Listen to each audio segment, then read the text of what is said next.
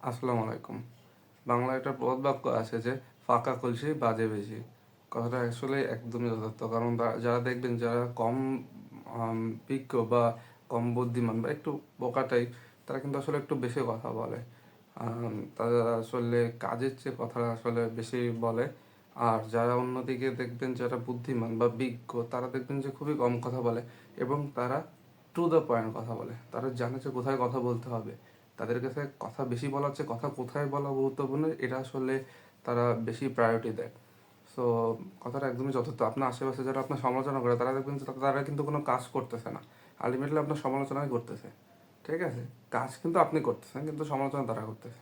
হ্যাঁ, তারা আসলে পারেই ওইটা করতে। ঠিক আছে? কাজটা আসলে তারা করতে পারে না। আপনি এখন বলতে পারেন বিভিন্ন টক শোতে তো অনেক বিজ্ঞ মানুষদের ডাকে। তারা কি আসলে তাহলে কি মানে বুদ্ধি কম, বা তারা এখানে তো বেশি কথা বলে? টক শোতে তাদের ডাকাই হয় আসলে বেশি কথা বলার জন্য। টক শোতে তাদের ডাকা হয় যেন বেশি করে কথা বলে, তাদের পয়েন্টে কথা বলে। ঠিক আছে? তারা কিন্তু পয়েন্টের বাইরে কথা বলে না।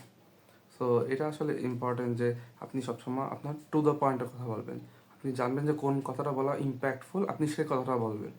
ঠিক আছে? সো এইটাই আর কি।